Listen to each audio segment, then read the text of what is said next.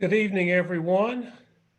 I'm George Lyles. I'm the chairman of the governing board of the Cabarrus College of Health Sciences, and I want to welcome each and every one of you to this unique commencement ceremony. I also want to thank you for your willingness to join us through the virtual media platform. There's no doubt that many years from now, you'll be sharing with your children and grandchildren the challenges that were associated with graduating during the great pandemic. We are here to celebrate the accomplishments of both our May 2020 and December 2020 graduates. And even though we are not able to do it together in person, rest assured that it does not dampen the enthusiasm and pride that your Board of Governors, President, faculty, and staff are feeling as we recognize you with your degrees tonight. I want to extend a very special congratulations to not only our graduates, but also to the many parents, relatives, and friends who are joining us. At this time, it is my pleasure to introduce to you Dr. Cam Cruikshank, the president of the Cabarrus College of Health Sciences. Tonight is Dr. Cruikshank's first graduation ceremony with us, as he arrived here at the college back in March and has been very patient in adjusting to all the challenges that COVID have offered with his arrival. So at this time, I want to introduce you to Dr. Cruikshank. Good evening.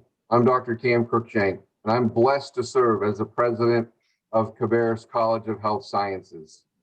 On behalf of our wonderful faculty and staff, I too wish to extend a warm welcome to our students, families, and guests.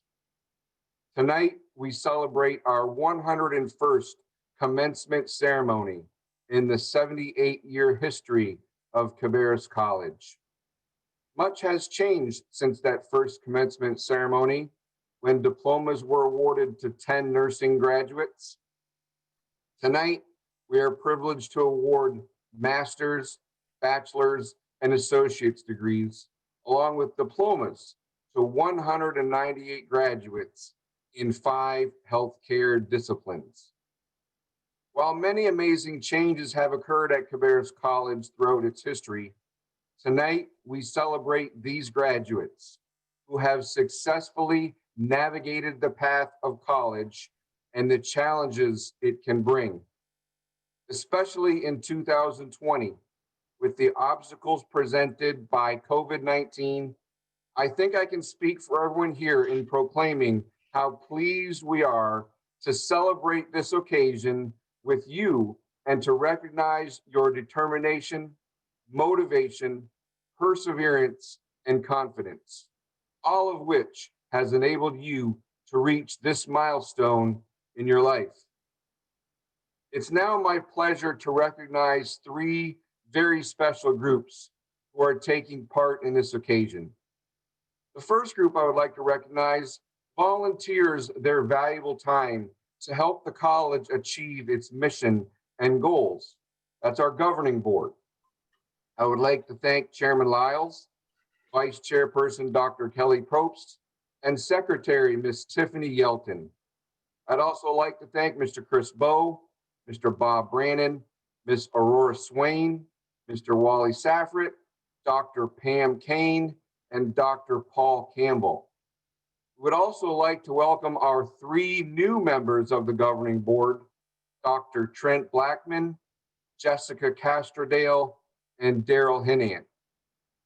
The group I would like to mention next is in the heart of our institution.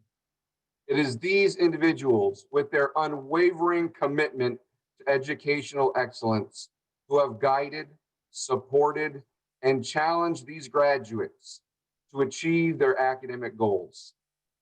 Our students tell us your understanding, your devotion to teaching and learning, and your desire to help them be successful is what makes Cabarrus College so special.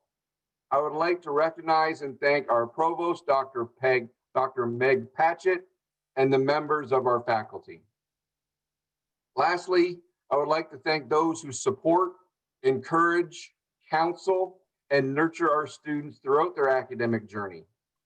These are individuals who are often behind the scenes and assist our students outside the classroom.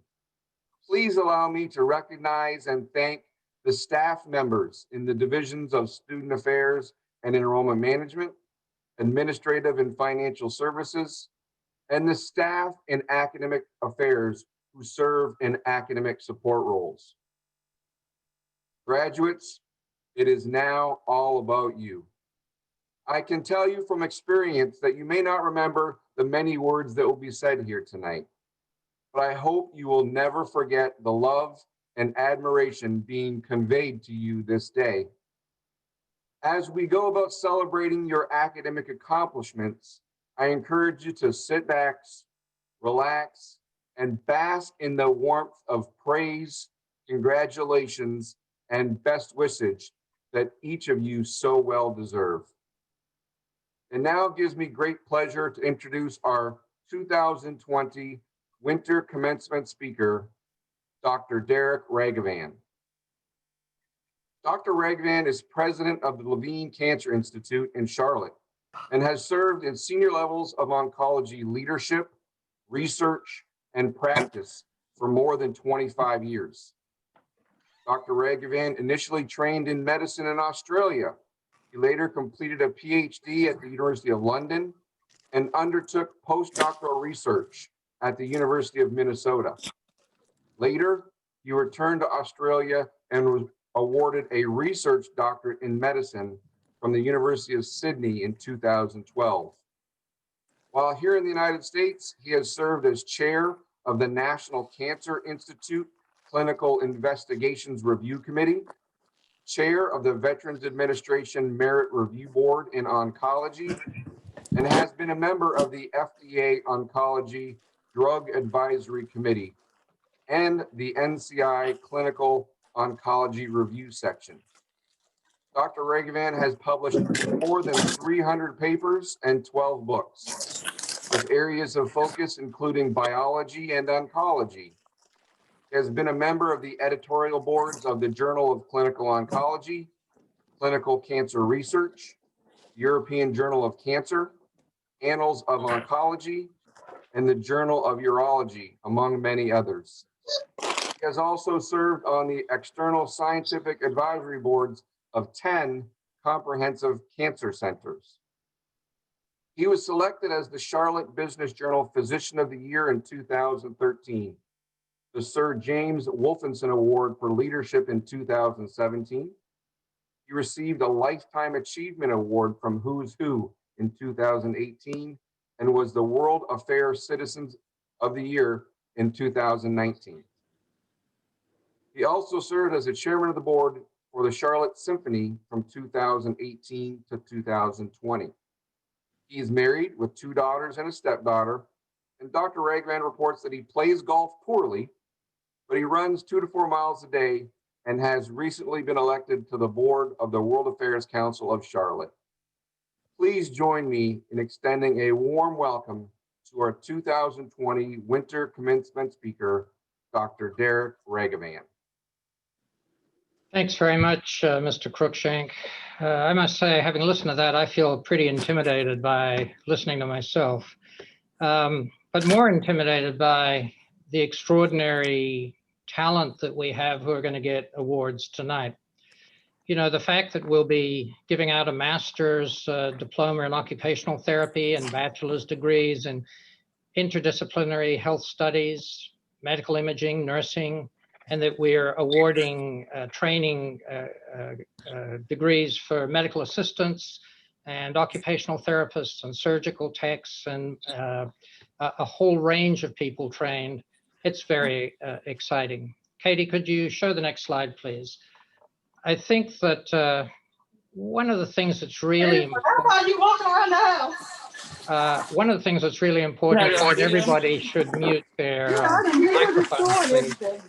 You know, I think the important thing is that you are going into professions that are meaningful, Nurses are the most trusted and respected people in our community, and allied health professionals rank number 2. So you're getting into a field that's just so important, and you're entering professions that will make a huge difference and that really matter. In the press, in some areas, and in politics, there have been attacks on science and medicine, and I view them as spurious and really just a passing phase. They don't detract at all from the worthy work that you people will be doing as you evolve your careers. And if you think about it, and many of you are young, in your professions, you'll do more for mankind than just about everybody else of the same age and gender and demography. So it's an important area that you're going into. You've picked up a vocation and an awesome responsibility. Next slide. So why did you do this? You did this to help people. You did it to make a difference. You did it to leverage your intelligence and your skills in a meaningful way, and it was important to join a highly respected profession. Next slide. And so you could think about it as a bad time to graduate. Virtual ceremony is not half as much fun as being there elbow to elbow, arm in arm.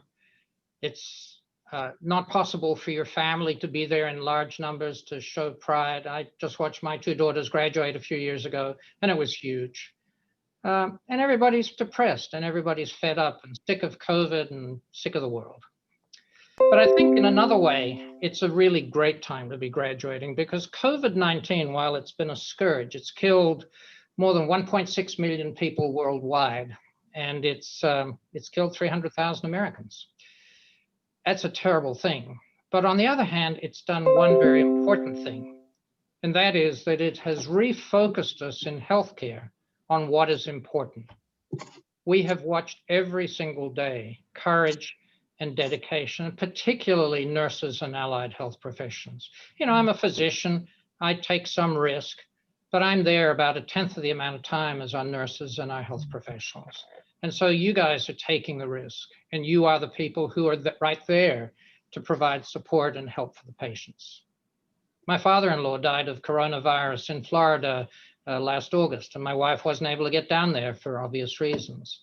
The people who looked after him made it personal for her and for him. They connected my wife and my father-in-law, and it was tremendously important.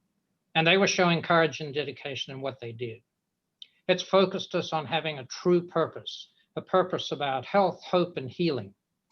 And it's allowed us to focus on what's important, on saving lives and being humane. And it's gotten us off all the silly things that are so peripheral.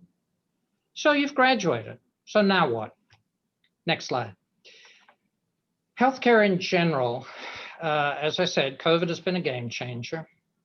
It'll likely be in the rear vision mirror by hopefully the middle of 2021 if the vaccines show themselves to be as good as they're promised. And if we're smart and we continue to socially distance and wear masks until this is known for sure.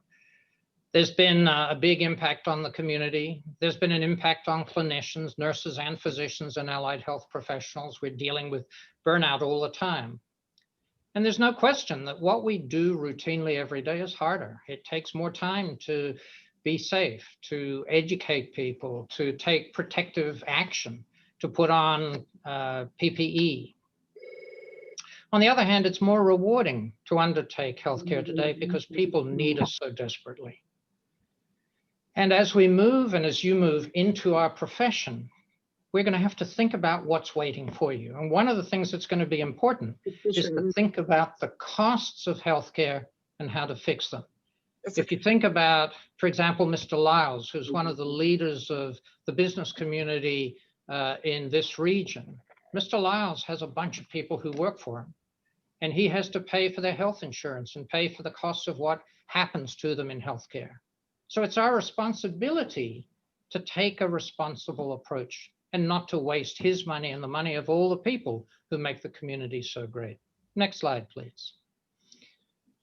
One of the things that is just a sad thing is there's a bit of a government shell game. Politicians on both sides of the house make promises they can't keep. That's not new.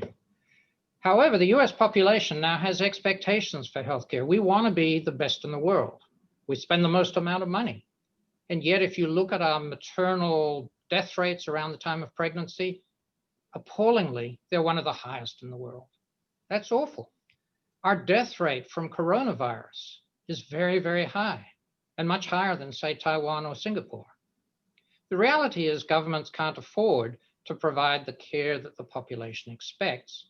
And truthfully, nobody really wants to pay for it. Mr. Lyles was happy to pay for his employees, and he does it without complaining.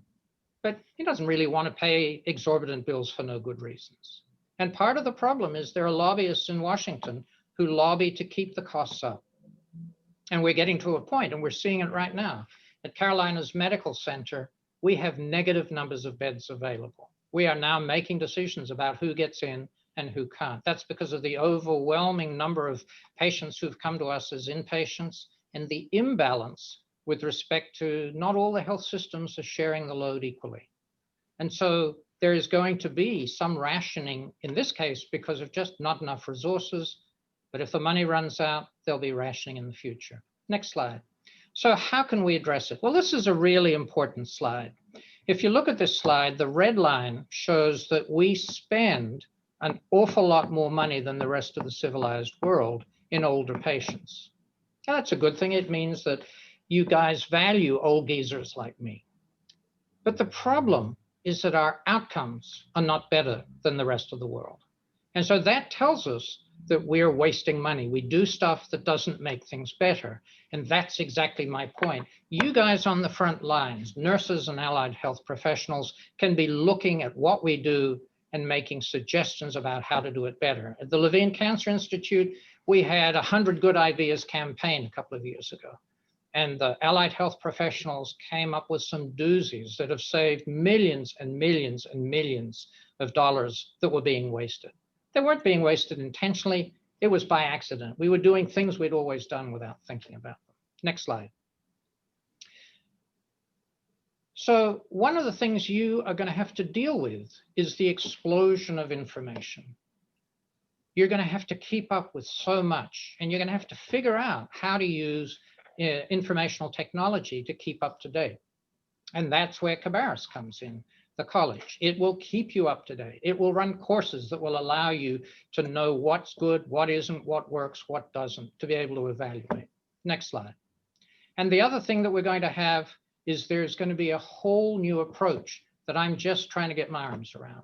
All the techniques that will change the pattern of practice of medical and nursing and allied health professional care, the wearables, the ways of measuring things at home that will save patients coming to the hospital and wasting money for a visit that isn't really necessary. So there's going to be a complete change in the way we carry out healthcare. And I'd like to give you an example of a new approach, which I think is a good principle that you can live by as you become more experienced as professionals. Next slide, please. Next slide. Thank you. So I'm a cancer doctor. That's what I do for a living.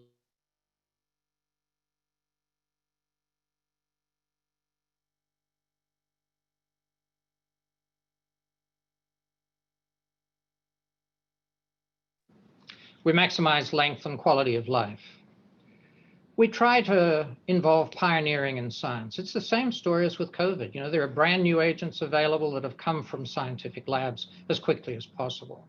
But if we're doing all that clever stuff and we forget the care of the patient and of the family, then we're doing a bad job. And of course, nursing is all about that. It's keeping up to date with the latest technology, but never forgetting the patient. And the same applies to the techs in the OR. The same applies to people in diagnostic radiology, in occupational therapy, and so on. And then the other thing that, as I'm trying to indicate, that we have to do is think about whether we are spending money wisely for our community and for our patients. Because today, many of the insurance plans have copays. If you get a brand new cancer drug that costs $1 million and the copay is 10%, that's $100,000. And that's an awful lot of money for an average patient. So if you're going to expend that sort of money, you have to be sure that you're doing something that will actually prolong life in a meaningful way as much as possible. Next slide, please. So this is our vision at the Levine Cancer Institute. And I'm not going to read each line. The most important part is, and you can hear with the ambulance going by that I'm still at the hospital. What we've decided is if you have cancer, you shouldn't have to travel for great care. And so we've spread out. We've got a big center building in Charlotte. We have another wonderful unit up in Concord. And then we have a total of 26 branches. The furthest one we're developing in Macon, Georgia. And so the whole idea is to make it easier for patients to get great care so that where you live doesn't determine how you fight cancer. And for this reason, this style, the two badges here tell our story. On the one hand, we're one of the best hospitals in the USA in the top list for cancer care. And at the same time, we are the only cancer center that has the Plaintree Award for patient-centered care. So the point I'm making is we have to fuse humanity and science if we're going to be good health professionals. Next slide. This just shows you the distribution of where we are. Shows that you can be in lots of parts of North Carolina in order to get forward. We were established about 9 years ago. We've brought care closer to home in many sites. And while we're doing pioneering care and putting 1,000 patients into trials and doing studies on about 500 to 1,000 more, and we've brought the best clinicians we could find into North Carolina and South Carolina, we've never lost the focus on care of the patient. And that's my biggest message to you as allied health professionals. Never forget the patient, never forget the family. Next slide.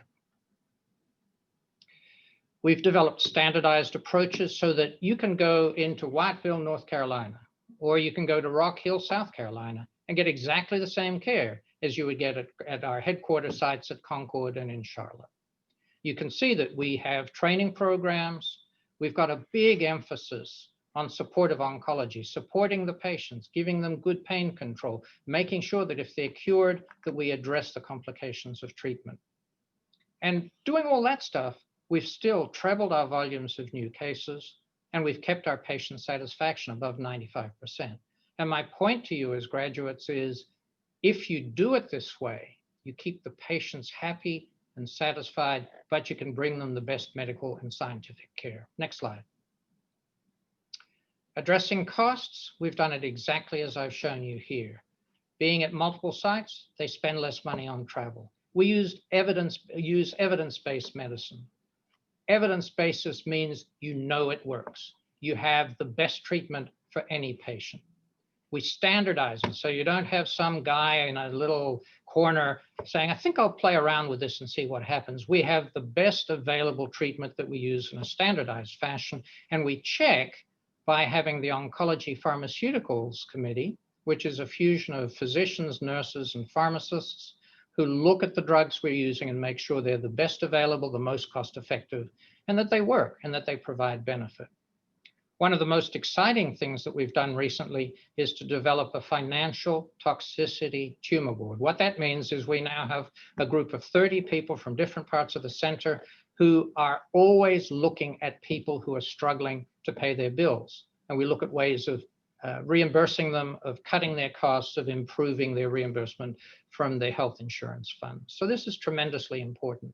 And then what we do is we do clinical trials where we get free drugs.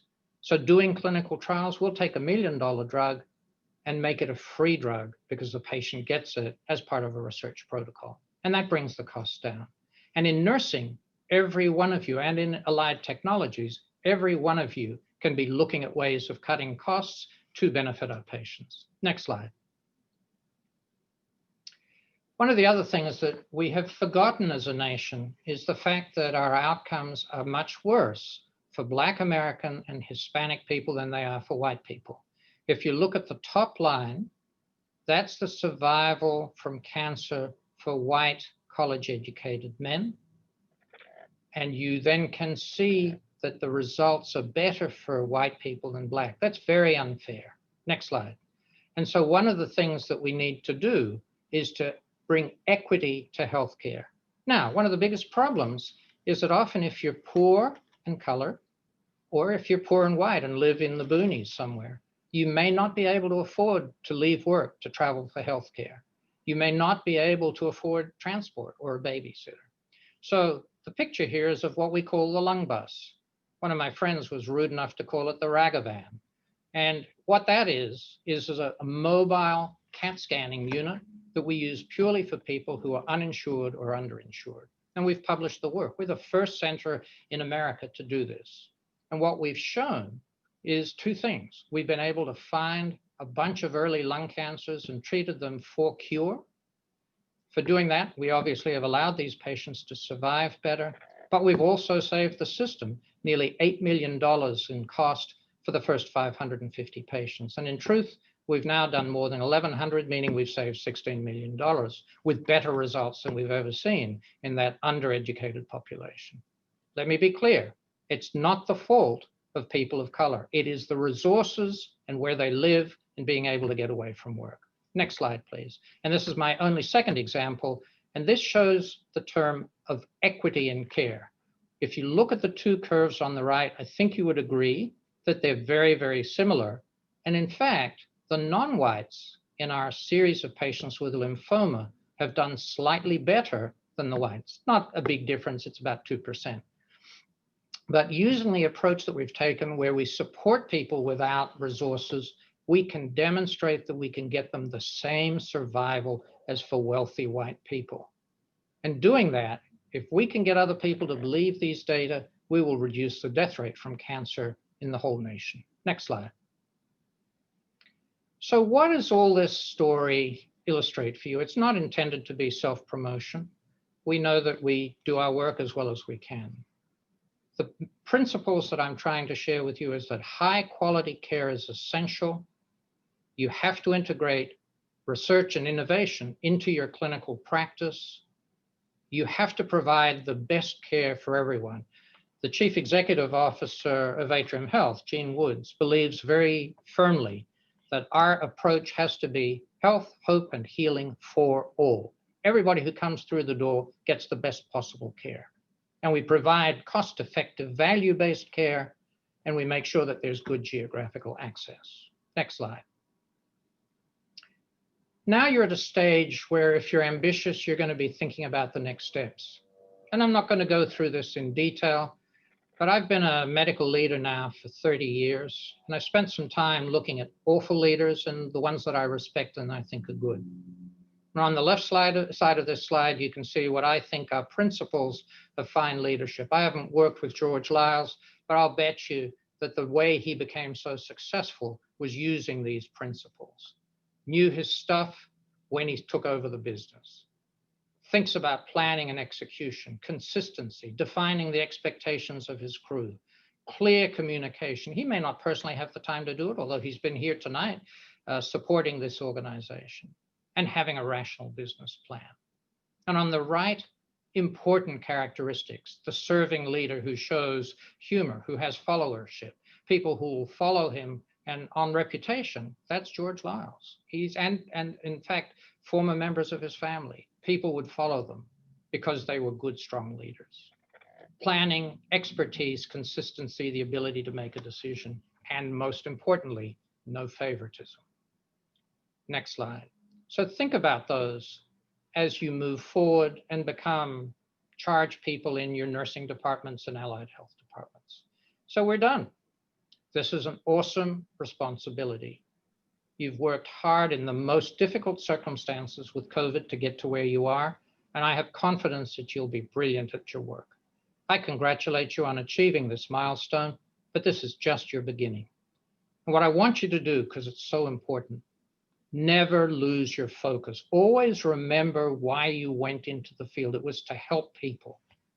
And remember your ethics, your integrity, keep up to date, and be kind. I congratulate every one of you on your achievement. This is huge, and I know that you'll only get stronger every year as you gain experience and figure out the world of healthcare. Congratulations to all of you. Thank you, Dr. Raghavan. Will you folks please unmute and help me recognize and thank Dr. Raghavan for spending time with us tonight. Thank you. Thank you.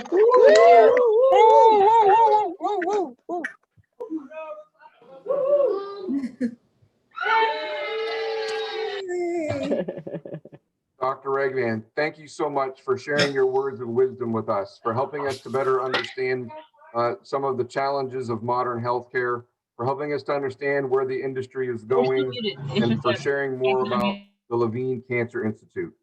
That was a wonderful commencement address. I now have the honor to present Dr. Meg Patchett, Provost of Cabarrus College, who will present awards given to our graduates. Dr. Patchett. Good evening. Graduation is a very special time when we honor and celebrate the accomplishments of all our students who've completed program requirements. However, tonight there are some who have distinguished themselves above all others. As I present tonight's awards, some awards will have recipients from both the spring graduating class as well as the winter class. Other awards may have a recipient from only one of the two graduating classes. It is my distinct honor that I begin with awards presented to students in our Allied Health Division. This year's recipient of the Best All-Around Allied Health Student Award is Hannah Hogarth. The Anita H. Talbot Academic Achievement Award goes to Kelly Hunston. The Spirit of Occupational Therapy Award in honor of Tiffany Trombetta is awarded to Teresa Sabo. Our next awards are presented to students in the Louise Harkey School of Nursing. The Dr. Lenny and Joyce Baker Pediatric Nursing Award is awarded to McKenna Moose and Danielle Eagle. Receiving the W.R. Floyd Surgical Nursing Award this year are Brittany Waters and Christopher Henry. This year's recipients of the George A. Batt Jr. Scholastic Achievement Awards are Samantha F. Boone with a 3.94 GPA and Jasmine Hart with a 3.81 GPA. The Canon Best All-Around Nursing Student Award goes to Grace Motley and Jasmine Artis. Receiving this year's Elizabeth Mabry Distinguished Baccalaureate Merit Award are Jennings Summer Wilson and Robert J. Broom III. During the college's nursing capping ceremony, the faculty typically will honor 2 to 3 individuals with a Spirit of Nursing Award. However, last spring, the nursing faculty determined that every student should be honored, and they presented the Florence Nightingale Award to all May 2020 ADN graduates who served as frontline heroes during the spring practicum experience through the initial peak of COVID-19. The Winter Spirit of Nursing Award was awarded at last night's capping and pinning ceremony to the following individuals: Carlton Collins, Monica Hussein, and Latasha Reese. Students from multiple programs of study are eligible for our next set of awards. Receiving this year's Baccalaureate Academic Achievement Award are Casey Wilson with a 4.0 GPA and also Robert J. Broom III with a 4.0 GPA. The 2020 Edith M. Dennis Service Award is bestowed upon Grace Motley. The recipient of this year's Robert L. Wall Leadership Award is Danielle Tritt. And finally, we're delighted to recognize 7 students who are graduating with distinction. We believe that all graduates, regardless of their major, should embrace and exemplify core competencies in healthcare, particularly in the areas of critical thinking, quality and safety, interprofessional collaboration, and patient-centered care. However, 7 students went above and beyond in these areas and are awarded graduation with distinction honors. Graduating with distinction in patient-centered care are the following: Brooke Nicole Elkins, Christopher A. Henry, Gabriella Isabel Piara Perez, Stacy L. Peters, and Dana Marie Yvonne Russell. Graduating with distinction in quality and safety, Danielle Lynn Cratch. And we also wish to recognize Michaela Caitlin Lambeth, who's graduating with distinction in both patient-centered care and quality and safety. Would you please join me in applauding all of tonight's award recipients?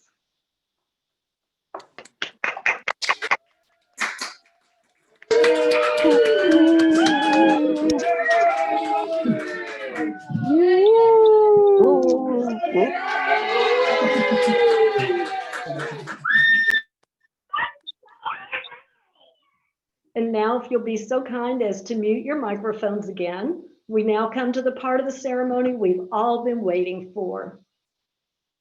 President Cruikshank and guests, I now have the distinct honor to present our graduates for degrees earned in course. Typically, when master's students cross the stage, they not only receive their diplomas, but they're also hooded. Academic regalia in the United States has a history which harkens back to colonial times.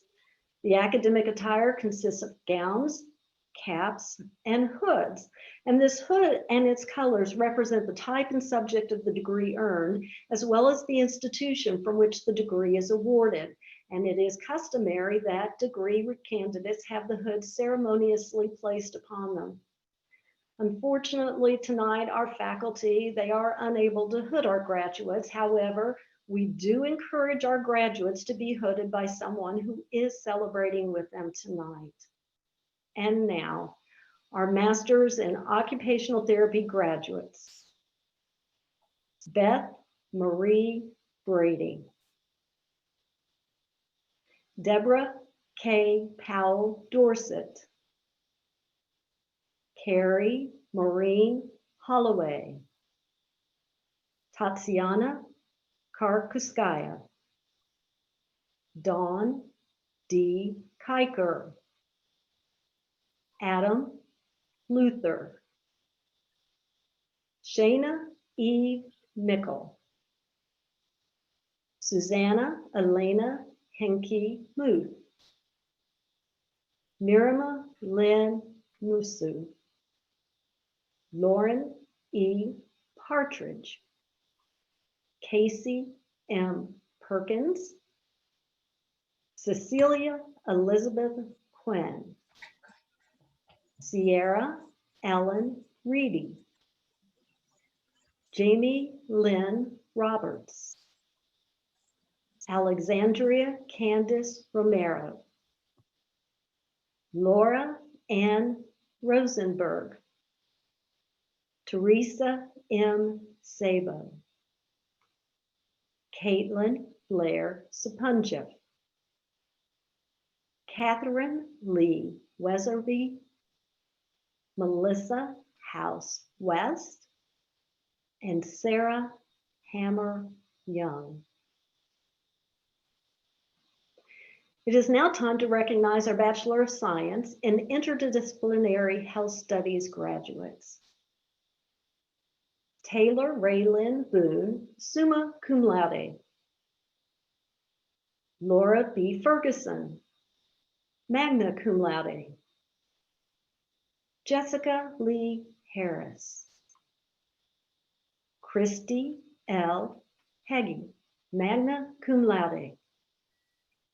Paige Elizabeth Heyer, summa cum laude. Carolina Miller, magna cum laude. Rhonda Steer, summa cum laude.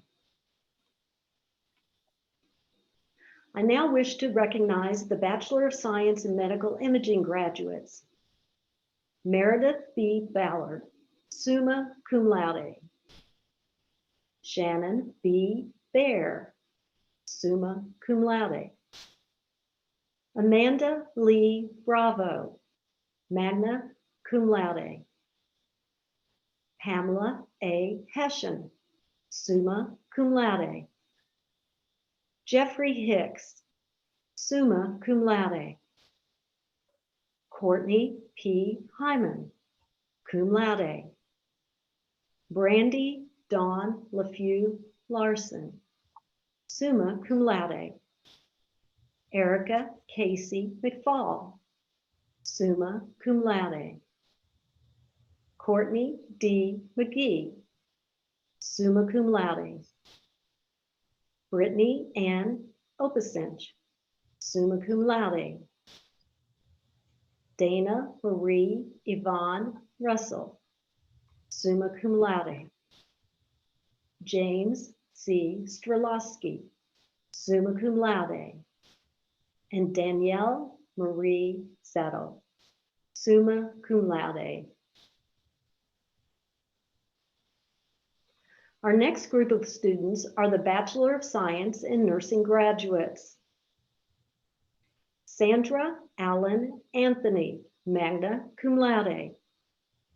Robert Julian Broom III, summa cum laude. Shannon N. Cox, magna cum laude. Stacy Lynn Dixon. Lisa Deal Foster, summa cum laude. Heather A. Helms, magna cum laude. Tracy McLean, magna cum laude. Jennifer D. Meadows. Miranda L. Moss, summa cum laude. Lynn Hairston O'Neill, summa cum laude. Jennings Summer Wilson, summa cum laude. And Casey Wilson, summa cum laude. It is now my pleasure to recognize the Associate of Science and Medical Assisting graduates. Catherine R. Ashley, magna cum laude. Kayla F. Homan, cum laude. Michaela Caitlin Lambeth. Candace Price.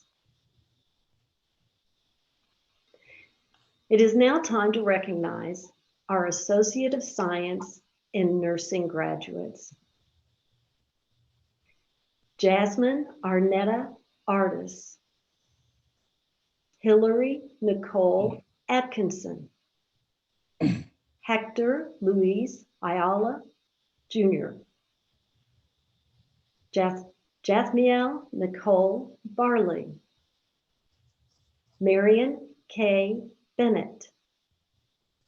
Kevin Christopher Bird, Jr. Sophia Antoinette Bish. Morgan Elena Bolins. Samantha Jane Bowling. Samantha F. Boone, summa cum laude. Amber Elise Booknight. Kendall Michelle Brack.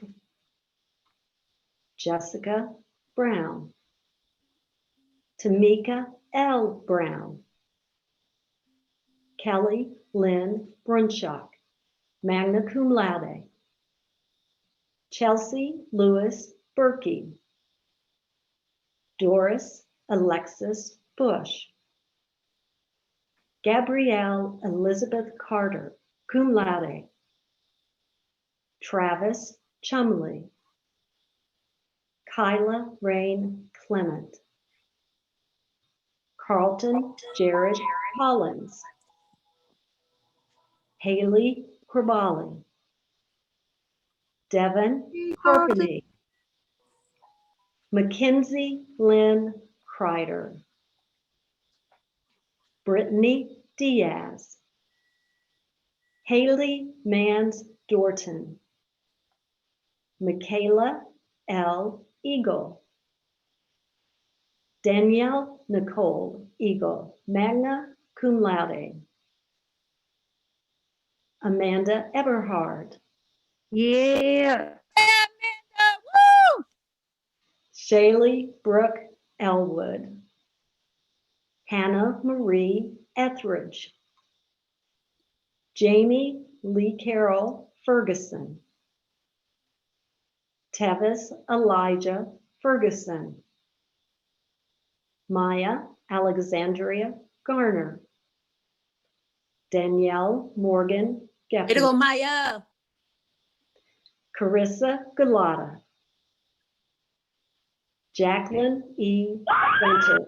Yeah, Jacqueline. Aaron Blythe Harding. Jasmine Hart, magna cum laude.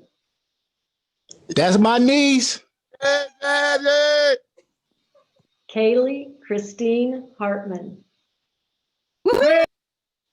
Sarah S. Hartman, magna cum laude. Kyra Rose Helvey. Christopher A. Henry, Chloe Ann Houston, Aaliyah Nicole Hudson, Alex F. Hurd, Monica Hussein, Tiffany Edelyn Jean-Louis, Courtney Johnson, Ivy Elizabeth Joyner, Sarah Elizabeth Laser, Lainey McKinley Long, Ashley Monet Long, Kayla Lee Madison, Casey Lynn Maloney, Cassidy Teresa McCaig, cum laude, Taylor Lee McCullough, McKenna Rachel Moose, cum laude, Grace Motley, Peyton Nicole Needham, Catherine A. Nolan, Dawn W. Parker, Gabriela Isabel Piara Perez, cum laude, Jessie Nicole Pena Herrera, Kayla Elaine Purvier, Kimberly Corinna Pilot, magna cum laude, Cody Reed Powell, Alexandra M. Rathka, Andrew James Ray, Latasha Sherry Reese, Katie Lee Trowbridge, Jessica Lee Sanders, Brianna Santana, Go, Bree. Hannah Elizabeth Jane Schelling, Chloe Marie Snyder, Hey, Hannah. Leah Ann Upright, Ashley Annette Verbal, Brittany Michelle Waters, cum laude, Brittany Nicole Whitley, Colin Scott Wilson, Madison Alexis Wise, Chancellor A. Woodward, Caroline Jane Ziegler. Please join me now in recognizing the Associate of Science and Occupational Therapy Assistant graduates. Julia E. Aldrich, magna cum laude. Georgia Elizabeth Belk, summa cum laude. Leslie Burbick, cum laude. Lexi E. Buck, magna cum laude. Diana Lorena Cordona Giraldo, magna cum laude. Caitlin Class, magna cum laude. Mary Kate Clegg, magna cum laude. Kirsty Corrier Pate, magna cum laude. Danielle Lynn Cratch, cum laude. Allison Fesperman, summa cum laude. Tori L. Gross, magna cum laude. Alexandria Christine Havelka Harmon, summa cum laude. Hannah Elizabeth Hill, magna cum laude. Hannah Elizabeth Hogarth, summa cum laude. Kelly A. Hunston, cum laude. Veronica N. Jarrett, Derek Lee Joyce, Kyle Lynn Kotowski, summa cum laude. Joanne Alyssa Langevin, Kelly Ann Lucas, summa cum laude. Matthew J. Lynch, summa cum laude. Casey Rouse Marks, magna cum laude. Tracy Ann McDaniel, cum laude. Cassandra Rosa Message, magna cum laude. Josephine Makuta, magna cum laude. Madison Patterson Moody, cum laude. Moriah Kathleen Nesbitt, magna cum laude. Lydia Casey Oslager, magna cum laude. Stephanie Ann Pinniger, cum laude. Paige Rory, cum laude. Carrie Bernice Singletary, cum laude. Eva Danielle Tritt, cum laude. Morgan Nicole Tucker, summa cum laude. Hunter Lee Smith Welburn, magna cum laude.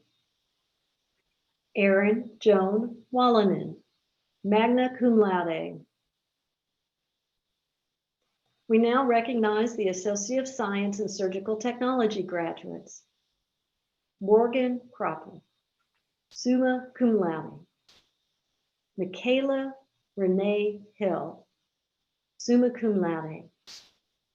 Jessica Lynn Randall, summa cum laude. And Grant Sherrill.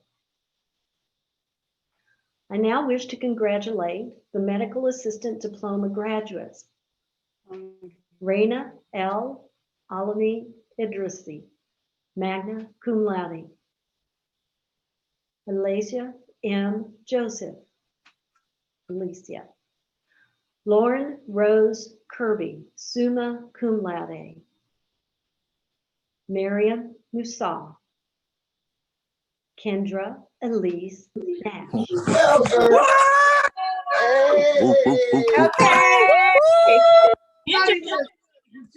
Abigail K. Ford. Sumaj Chevalier Tolliver, cum laude. Amelia Elise Wilson.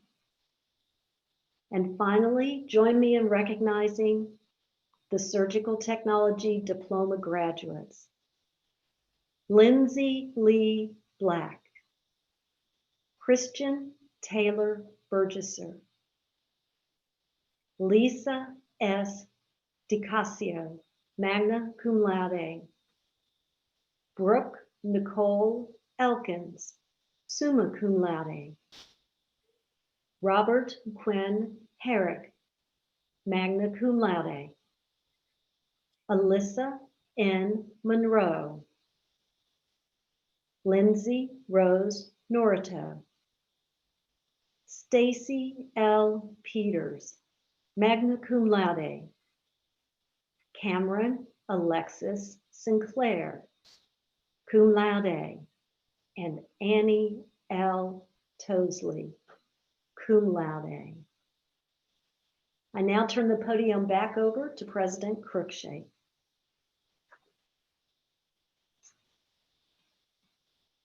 Graduates, upon the recommendation of the faculty, and by virtue of the authority vested in me by the governing board of Cabarrus College of Health Sciences, I hereby confer upon each of you the degree earned in course with all the rights, privileges, and responsibilities pertaining to that degree. At this time, I ask the candidates to move your tassels from the right side to the left side, signifying your entrance into the community of professionals who have earned these degrees. Now, please unmute your microphone and join me in congratulating these new graduates of Cabarrus College of Health Sciences. Congratulations,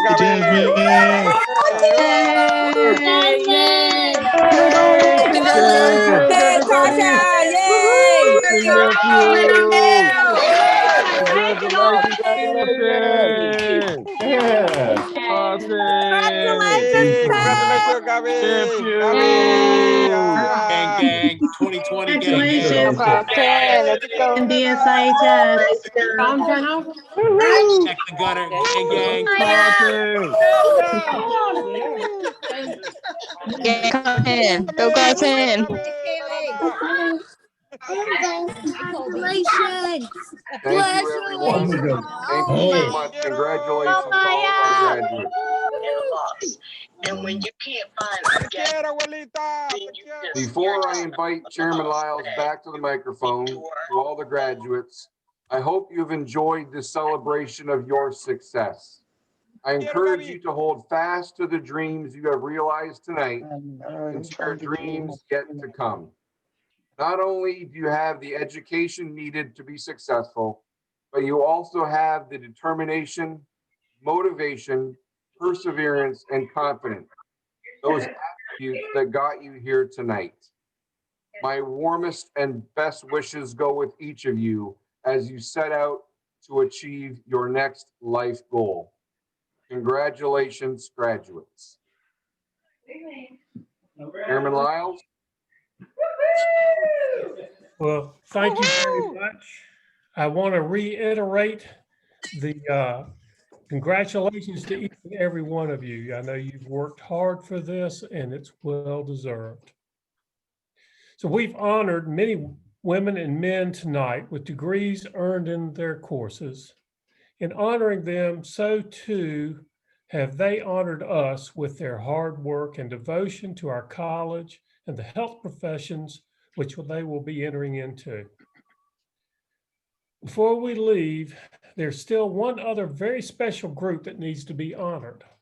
I'm referring to the parents, the spouses, the children, grandparents, relatives, and friends of the graduates and award recipients who have provided the support, love, encouragement, and effort to see this day become a reality. We know how much those mean to you. Graduates, please join me in honoring those who have supported you with a large round of applause. Te quiero, abuelita. Te quiero,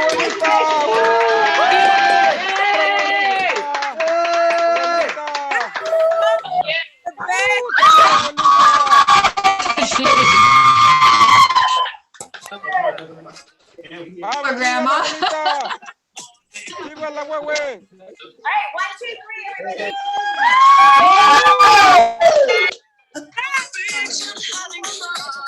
Te quiero, abuelita. Te quiero, abuelita.